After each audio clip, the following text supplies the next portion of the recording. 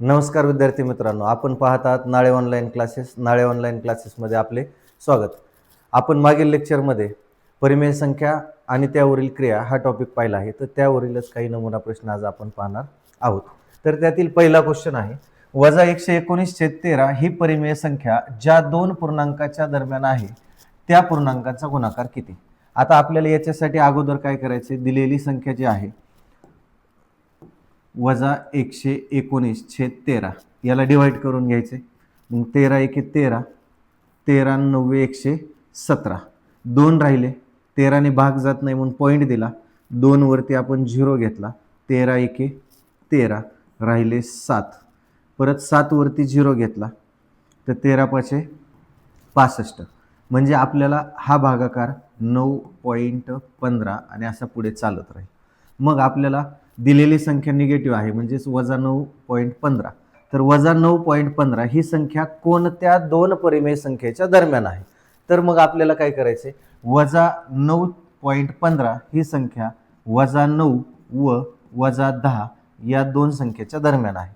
म्हणून आपल्याला विचारले काय की त्या पूर्णांकांचा गुणाकार किती? तर ह्या दोन पूर्णांक संख्यांचा गुणाकार किती? तर -9 गुणिले -10 यांचा गुणाकार येतो 90. म्हणून आपल्याला या प्रश्नाचा पर्याय क्रमांक 2 हे उत्तर आहे. पुढील प्रश्न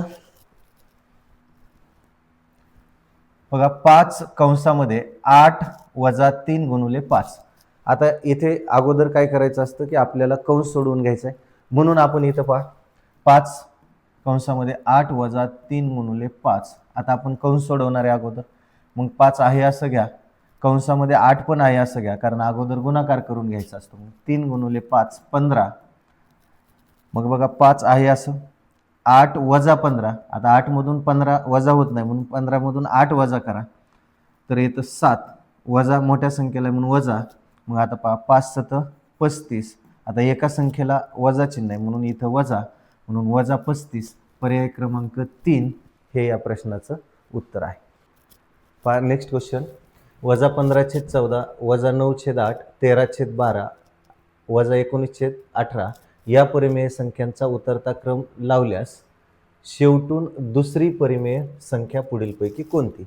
आता पहा, असा प्रश्न आल्यानंतर आपल्याला दिलेला अपूर्णांक बघून घ्यायचा आहे. तर दिलेल्या अपूर्णांकामध्ये अंश मोठा आहे की छेद मोठा आहे हे बघून घ्यायचं. तर याच्यामध्ये अंश हा छेदापेक्षा 1 ने मोठा आहे. जर अंश हा छेदापेक्षा 1 ने मोठा असेल तर अशा परिस्थितीमध्ये आपल्याला काय पाहिजे पहा, तर इथं काही संख्या पॉझिटिव्ह दिल्यात म्हणजे धन दिल्यात आणि काही संख्या निगेटिव्ह दिल्यात. तर याच्यामध्ये जेव्हा आपल्याला ऋण संख्या दिलेल्या असतात आणि छेद हा अंशापेक्षा 1 ने लहान असेल तर अशा परिस्थितीमध्ये आपल्याला काय असतं की ज्या परिमेय संख्या मोठ्या दिसतात, ज्यावेळेस संख्या ऋण असतात परंतु त्याच्यातील अंक मोठे दिसतात, 13/12 हा धन आहे म्हणजे हा बाकी 3 संख्यापेक्षा मोठा असेल. आता याच्यामध्ये पहा, याच्यानंतर लहान येणारी संख्या, आता 1 2 आणि 3 या 3 पैकी कोणत्या अपूर्णांकात संख्या मोठ्या दिसतात? म्हणून 19/18 याच्यापेक्षा लहान बघा 2 राहिल्या. तर आता -15/14 आणि -9/8 याच्यामध्ये कोणत्या संख्येचे अंक जास्त आहेत? तर -15/14. मग इथे येईल -15/14. त्याच्यानंतर राहिलेला शेवटचा -9/8. मग आपल्याला प्रश्न विचारलाय काय की उतरता क्रम लावल्यानंतर शेवटून दुसरी परिमेय संख्या, तर शेवटून दुसरी परिमेय संख्या कोणती आहे? तर -15/14. म्हणून पर्याय क्रमांक 2 हे या प्रश्नाचं. 5/8 मध्ये 5/8 किती वेळा मिळवावेत म्हणजे बेरीज 5 येईल? अशा वेळेस काय करायचंय की आपल्याला 5/8 मध्ये 5/8 किती वेळा विचारले, तर अशा वेळेस काय करून घ्यायचंय, तर ह्या 5/8 ला उलट करून घ्यायचे 8/5. तर आपल्याला बेरीज किती पाहिजे होती? 5, म्हणून त्याला 5 ने मल्टिप्लाय करायचे आणि याच्यातून 1 वजा करायचा आहे म्हणजेच आपल्याला उत्तर मिळेल. मग आता इथं 8 गुणिले 5 8 पंचे 40 छेद 5 वजा 1. आता 5 ने डिवाइड करा, 5 1 5 5 8 40 म्हणजे 8 वजा 1 उत्तर येतं 7. म्हणून पर्याय क्रमांक 4 हे या प्रश्नाचं उत्तर आहे. पुढील प्रश्न पहा. 5/12 ही परिमेय संख्या दोन परिमेय संख्येच्या बेरजे एवढी आहे. त्यापैकी एक परिमेय संख्या -3/24 आहे, तर दुसरी परिमेय संख्या कोणती? आता आपल्याला दिलेल्या प्रश्नातील माहितीनुसार अगोदर मांडून घ्यायचे. बघा, त्यातील एक संख्या -3/24 आहे. दुसरी संख्या माहित नाही, आपण त्याला y समजलं, बरोबर. त्या दोघांची बेरीज आपल्याला 5/12 येते, म्हणून आपण बरोबर 5/12. मग आपल्याला काय करायचे, y ची किंमत काढायची, तर y एका साईडला ठेवा, बाकीचं सगळं एका साईडला घ्या. मग आता हे -3/24 हे आपण जर इकडं राईटला पाठवले तर काय होईल, +3/24 येईल. आता पहा, y बरोबर आपल्याला इथं पहा बेरीज करताना छेद सारखा लागतो. मग आता इथं पहा, छेद सारखा करण्यासाठी आपण काय करू शकतो, तर पहिल्या अपूर्णांकाला जर 2 ने गुणलं तर 12×2 = 24, छेद सारखा होतो, तर अंशाला पण कितीने गुणा, 2 ने.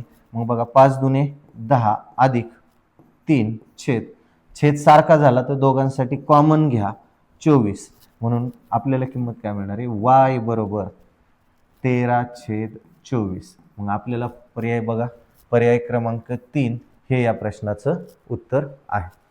तसंच पुढील प्रश्न पहा. पुढील पैकी कोणत्या पर्यायातील संबंध अचूक आहेत? आता पहा, आपल्याला इथं काय दिले, परिमेय संख्या दिल्यात, म्हणजे 2 अपूर्णांक दिलेत आणि त्याच्यामध्ये ग्रेटर दॅन किंवा लेस दॅन अशा पद्धतीचे साईन दिलेत, तर याच्यामध्ये बरोबर जोडी विचारलेले आहेत. मग आपल्याला बरोबर जोडी काढायची असेल तर आपण दोन पद्धतीने काढू शकतो. एक, आपण 2/3 ला डिवाइड करून आन्सर काढू शकतो, किंवा आपण इथं पहा यांचा छेद समान करून काढू शकतो. बघा, आपण याच्यामध्ये पहिला पर्याय बघू, -2 × 2, -2 × 2 -4 आणि 3 × -1, 3 × -1, तर 3 × -1 येतं -3. तर याच्यामध्ये आता पहा, -3 ही संख्या मोठी असते ऋणमध्ये, हे साईन येतं, तर आपल्याला पहिला पर्याय चुकीचा आहे. दुसरा पर्याय, तिरकस गुणाकार करून घ्या, -2 × 2 -4, 3 × 1 3. आता याच्यामध्ये धनसंख्या मोठी असते, म्हणजे धनसंख्येकडे आपल्याला मोठं साईन दाखवायचं आहे, म्हणून आपल्याला इथं बघा असं साईन आपल्याला इथं दिलंय का, तर नाही, म्हणजे हा पण पर्याय चुकीचा आहे. आता तिसरा पर्याय बघूया आपण, तिरकस गुणाकार, -5 × 3 -15, 4 × -2 -8. आता ऋणामध्ये लहान संख्या मोठी असते, म्हणून आपल्याला इथं साईन हे येणार आहे, तर बघा तिसऱ्या पर्यायामध्ये बरोबर साईन आहे, म्हणजे आपल्याला या प्रश्नाचं उत्तर पर्याय क्रमांक 3 आहे. तर हे आपण पर्याय क्रमांक 4 चेक करून बघूया. बघा, 5 × 3 15, 4 × -2 -8. आता वजा संख्या नेहमी प्लस पेक्षा लहान असते, म्हणून आपल्याला साईन असं येणार आहे, तर बघा इथंही हे साईन नाही, म्हणजे या प्रश्नाचं उत्तर पर्याय क्रमांक 3 हे बरोबर आहे. तर विद्यार्थी मित्र हो, आपल्याला जर हा व्हिडिओ आवडला असेल तर नाळे ऑनलाईन क्लासेसला लाईक करा, शेअर करा, सबस्क्राईब करा. थँक्यू.